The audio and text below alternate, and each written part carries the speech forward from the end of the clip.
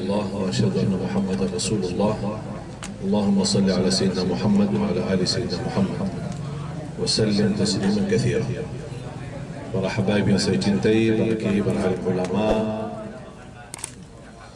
terima kasih atas perhatiannya seluruh ormas dan lembaga Islam yang berada di Bandar Lampung yang sudah bersempatan hadir memperhatikan keadaan yang terjadi, dan mudah-mudahan ujian ini yang terjadi menjadi pelajaran bagi kita semua, dan mudah-mudahan bagi saya pribadi menjadi wasilah terampuni dosa-dosa saya dan diangkat derajatnya kepada Allah Subhanahu wa taala.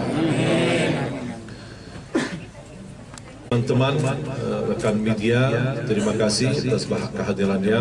Saya turut banggakan atas perjuangan Anda sekalian, dan saya harap kali ini berita yang disampaikan mohon betul-betul sesuai kejadian dan sesuai kenyataan, dan mudah-mudahan wasilah dari wartawan yang berjuang dalam kebaikan.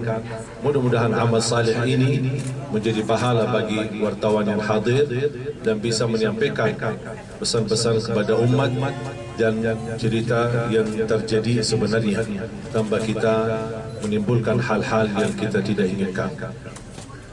Yang pertama, alhamdulillah syukurillah, saya sudah 12 tahun berada di Indonesia, dan sepanjang perjalanan dakwah kami mulai dari nol bahasa Indonesia sampai alhamdulillah diberikan bahasa Indonesia dan kemudahan berbahasa, sampai warga negara asing menjadi alhamdulillah mendapatkan anugerah dari Presiden tahun 2011 Bapak SBY menjadi warga negara Indonesia, dan kepercayaan yang saya dapat, kehormatan yang saya dapat di kalangan masyarakat saya, masyarakat kita ini, kemudian para ulama, para habaib, para kiai, sangat berharga bagi saya. Makanya saya merasa terbeban untuk menjaga nama baik Indonesia.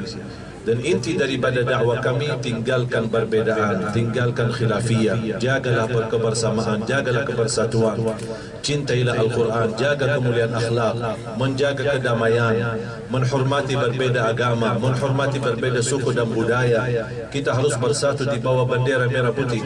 Dan silahkan lihat, sepanjang 12 tahun tidak ada alhamdulillah ceramah atau kesan tausiah yang kira-kira menimbulkan fitnah atau kekerasan atau isu-isu yang tidak diinginkan, apalagi terkait nikmat aman di negeri kita Indonesia.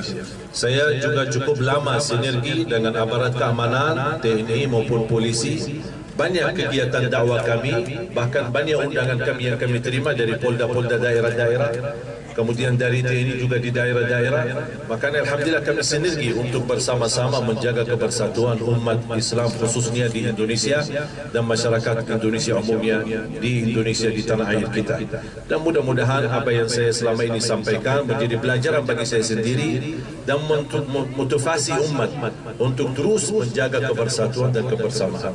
Terus yang kedua, apa yang terjadi kemarin bagi saya pengalaman baru. Saya tidak niat, saya belum mulai ceramah.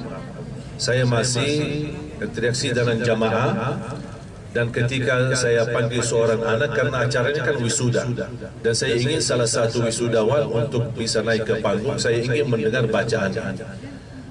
Dan saya punya kebiasaan, apalagi di kalangan anak-anak, mungkin para wartawan dan semua jamaah sudah melihat biasa saya memimpin anak-anak di acara Hafiz Indonesia. Dan saya merasa dekat dengan anak-anak, makanya saya panggil salah satu anak untuk membacakan Al-Fatihah. Sambil saya memperbaiki dan teruskan bacaan yang benar, di mana letakkan kesalahan, walaupun suaranya bagus.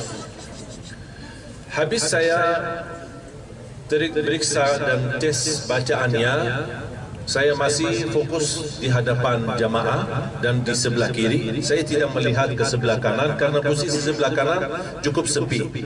Karena panggung di dekat halaman masjid yang dekat pintu keluar masuk, pintu jalan. Dan pintu ini mungkin karena jalan keluar masuk tidak banyak jamaah di situ supaya tidak terganggu.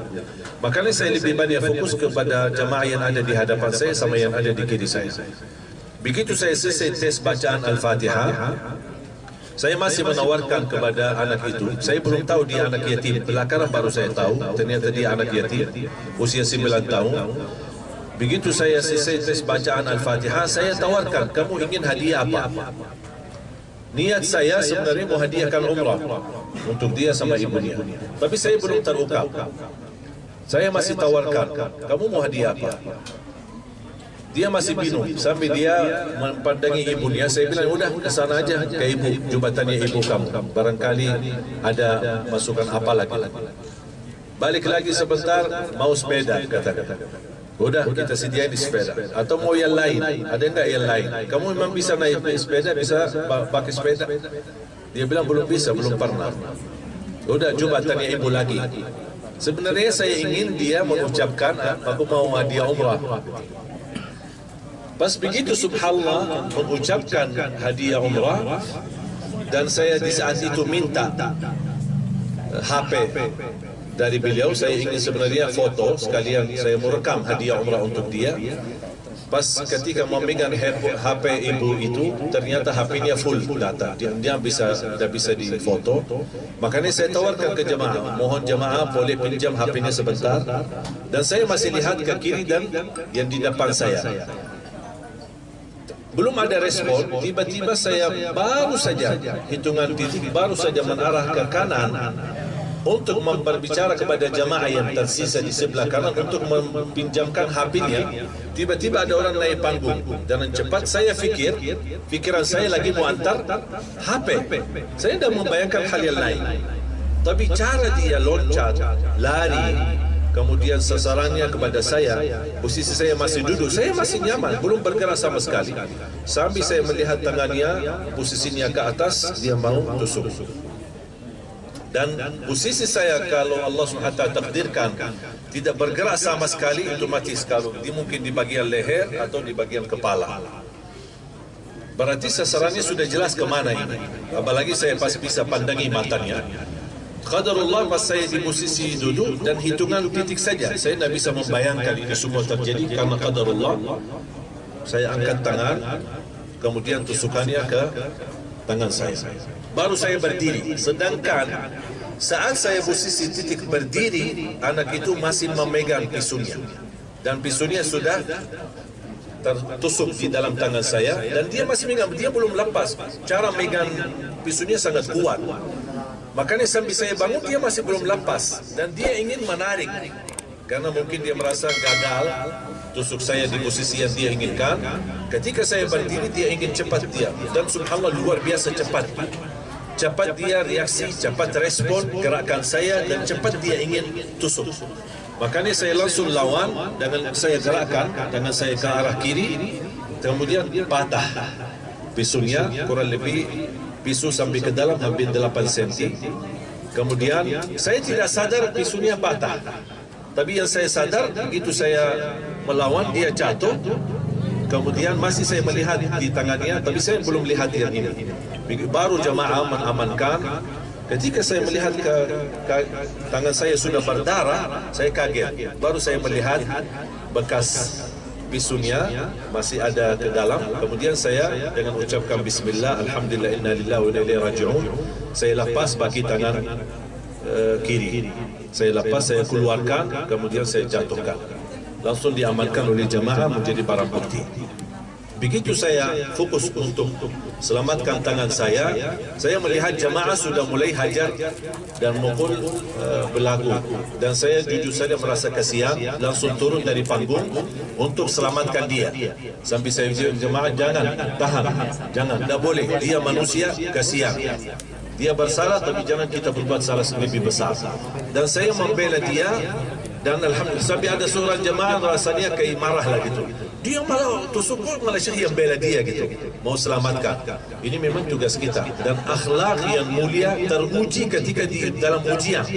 Kalau lagi senang-senang aman-aman, bukan ujian akhlak mulia. Tapi ketika kena musibah, apalagi menghadapi musuh, disinilah terlihat bagaimana kunci kemuliaan akhlak kita. Apakah kita bisa lulus atau gagal.